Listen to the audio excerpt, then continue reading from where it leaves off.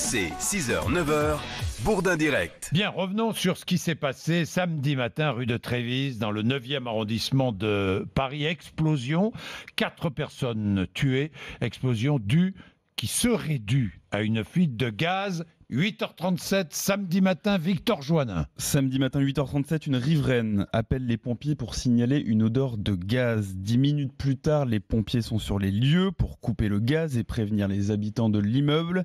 Mais à 8h59, alors que les occupants sont dans la rue et les pompiers encore à l'intérieur, une explosion retentit, soufflant la boulangerie et le restaurant du rez-de-chaussée.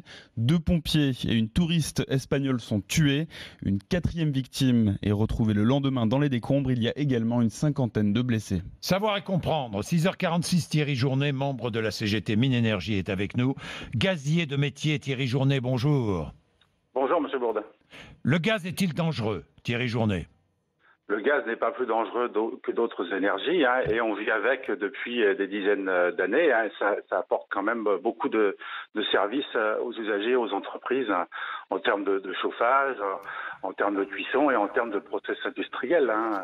Par contre, ça nécessite un haut niveau de sécurité dans nos processus de travail. J'imagine. Alors, un véhicule GRDF de surveillance du réseau est intervenu dans la rue de Trévise le 18 décembre dernier. Vous confirmez? Oui, c'est les informations que j'ai aussi. Bon. Il s'agit d'un contrôle classique. Pardon? Il s'agit d'un contrôle classique. Oui, c'est un contrôle classique régulier de tout le réseau en France. Il y en a 200 000 kilomètres.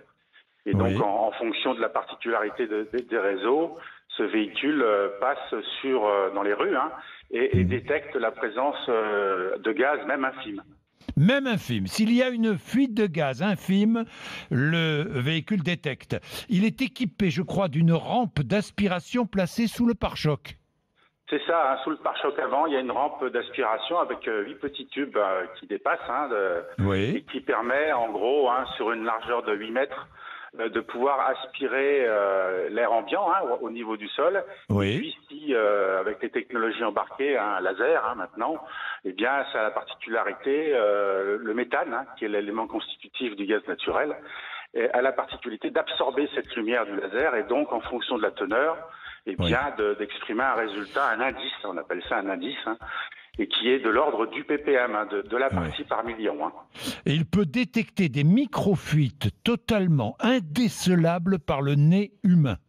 Ah oui, bien avant le nez humain, puisque le nez humain, les normes font que le gaz est autorisé pour que la population, les gens, puissent se détecter à coup sûr immédiatement autour de 1%.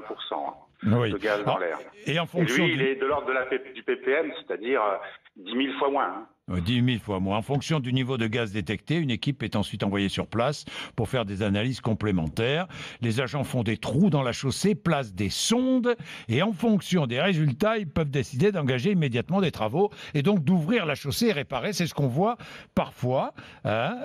J'ai vu qu'un élu du 6e arrondissement a estimé que le réseau de gaz de Paris était dans un état catastrophique et de vétusté avancée.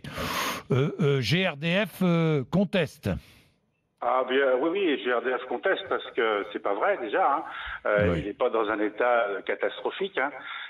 Faut pas confondre un réseau vétuste et un réseau ancien. Paris a une histoire gazière très importante, mais il y a des investissements qui sont faits en permanence. Alors bien sûr, nous à la CGT, on milite pour que on renforce toujours plus la sécurité et les investissements dans le réseau. Plutôt que d'orienter les flux, par exemple chez Engie, mais il y a des travaux qui sont faits en permanence à Paris comme ailleurs d'ailleurs. Comme ailleurs.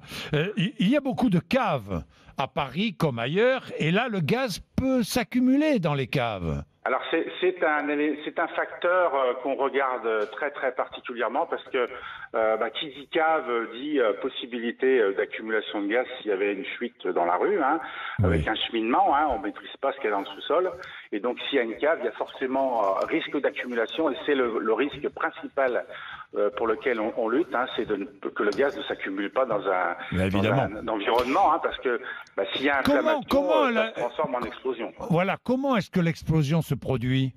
Qu'est-ce qui se passe? L'explosion se produit s'il y a entre 5 et 15% de gaz dans l'atmosphère, hein, et qu'il y a une source de chaleur suffisante pour l'allumer. Hein.